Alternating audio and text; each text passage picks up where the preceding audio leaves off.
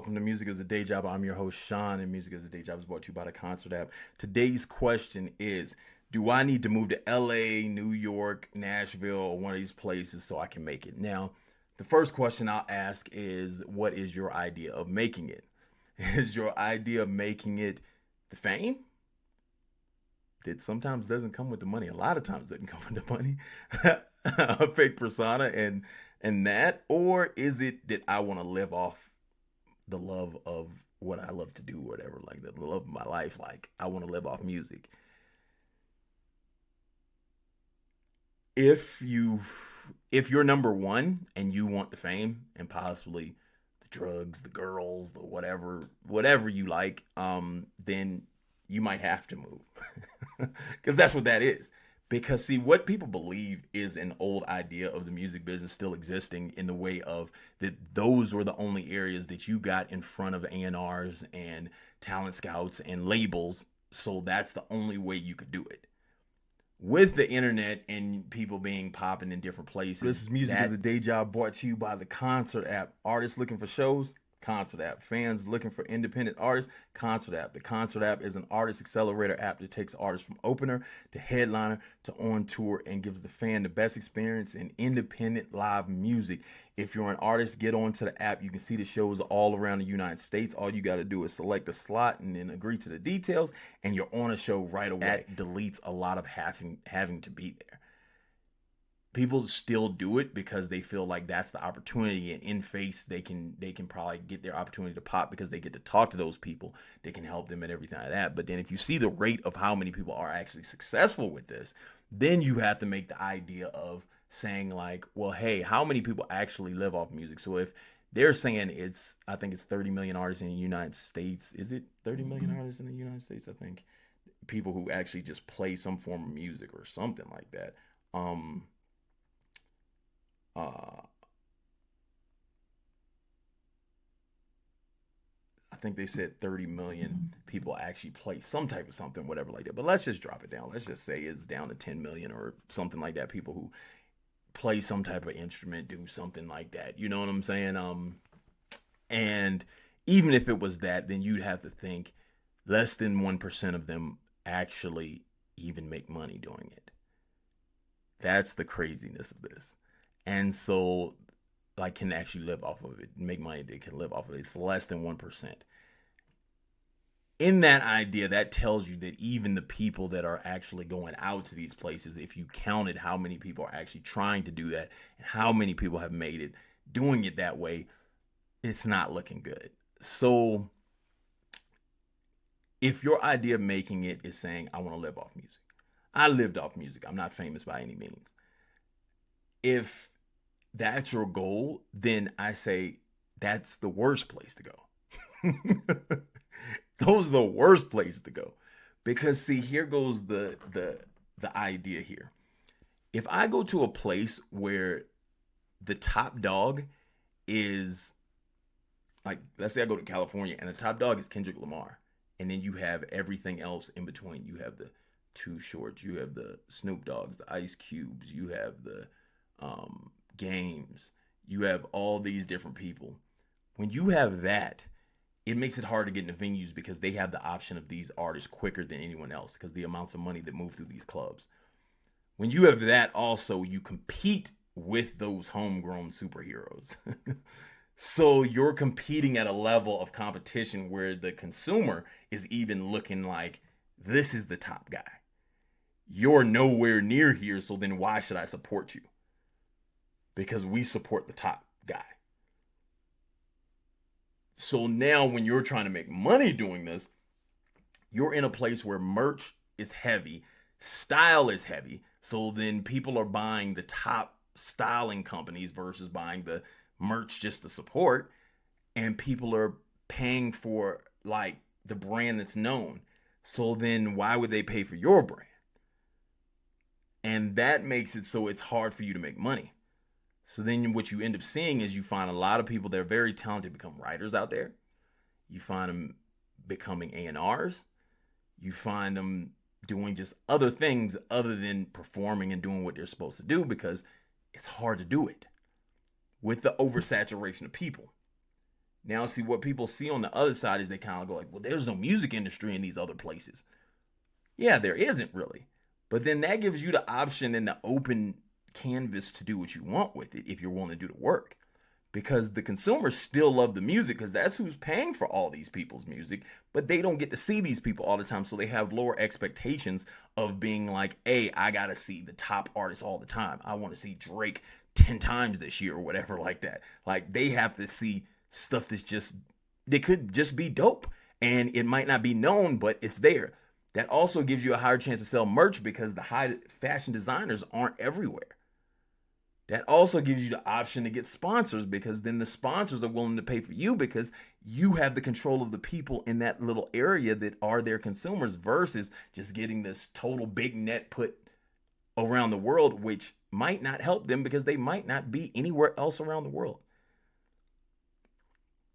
So you have to think about it like it's what you want out of this. Do you want to get famous and do all that stuff? Or do you feel like, hey, I just want to live off this. I just don't want to work a job. I want to just do music. And if the idea is I just want to do music and work like make money off that and not work, then there's no reason to go.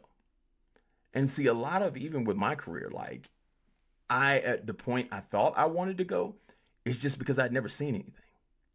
I had never seen that side of the music industry. So then I was just like, I had done, by the time I left LA, I had already headlined for 1,000 people in my city all the time. I was already doing that all the time. I was already touring to multiple cities in my state. I was already going out of state to a couple places, like for instance, Wyoming, Utah, Arizona, stuff like that. And I was already doing that. And then I was kind of like, I got talked into the idea of, well, hey, you possibly could get the fame on top of what you already control. So then the way I seen it was like, I already control and make money doing this. If I go over here, then I can be famous and I make money. So then that's how I seen it. But then when the fame stuff had like all these other sides to it that I didn't like, I was just kind of like, I'm good. Like, I'm not willing to do any of this. Like all the stuff you want, I'm not willing to change in those aspects. Like, I'm just a person that's very like, I don't like a lot of people and I'm very introverted. So then being I have to go to the party and hang with the dudes. And if you're cool with him, then he'll do a song with you. Or if you're cool with them, then they'll put you on the radio. And if you give them money, then they'll do.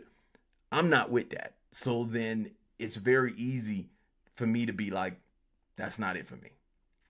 I'm not going to do that. Like, I'd rather just go find my fans, enjoy my fans, perform, let's get excited, let's party, let's live it up. I'll make some dope music. We keep it going. So that was always my goal.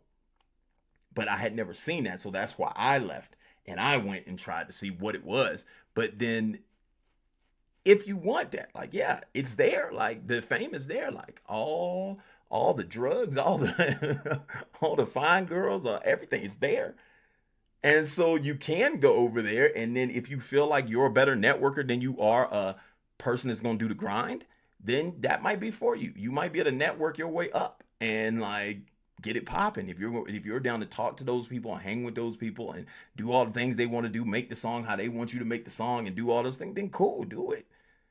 You see? But to me, that wasn't a thing for me. Like I just didn't like that. So I didn't do that. I controlled what I controlled.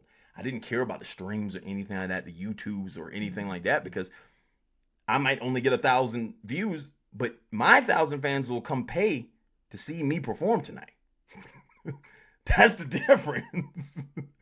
I know dudes got 1,000,000 views and 10 people won't come see them. So that was the difference, was I might only get 1,000 plays, but those 1,000 people were willing to go to the theater and say, yo, let's see this kid. And then out of that, if they all paid $20, that's $20,000. They all paid $10. When I started, it was only $10 a ticket. So if they all paid $10, that's $10,000.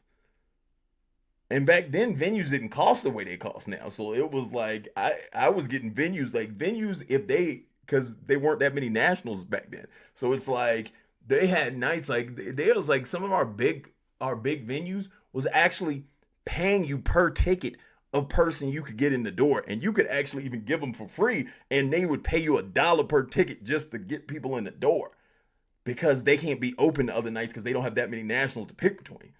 So then it was a whole different world. Now it's like for venues like that, it costs $10,000, but then back then it didn't. So then it was like it was a different world, and then there were some that did cost. So then yeah, I'd front the money because I knew what I could bring.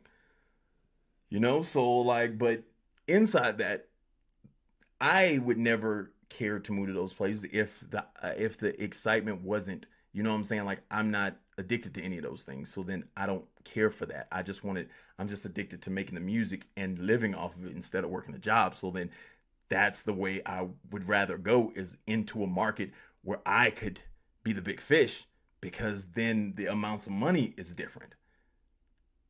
Even if you look at the big artists, people think they're making tons of money, but then when they split it between the label and everything, they're not really making money. So see, I knew that because I had a degree in economics. So then I have a business degree. So then I'm sitting there and I'm looking at what these like B level nationals are making and seeing what the splits are. And then I'm going like, well, I could go here one night and just split it with me and my homie. And that doesn't make sense to me to go split it with road manager, label, the person who booked the show. Didn't make sense to me. But see, people go like, hey, my shows are going to be smaller. I'm not going to hang around all the top. Yeah, go ahead. You're not going to. But it matters what you want. So decide what you want, and then that tells you whether you should move. This is Music is a Day Job. I'm your host, Sean. Music is a Day Job is brought to you by the Qoncert app. The Qoncert app is an artist accelerator app that takes artists from opener to headliner to on tour. Now we are booking in tons of states, so definitely get on there if you're an artist and get onto shows and start doing what you need to do to make music your day job. Inside that, fans, get on there and start supporting, like, comment, and subscribe. Music is a day job. This is Music is a Day Job brought to you by the Con.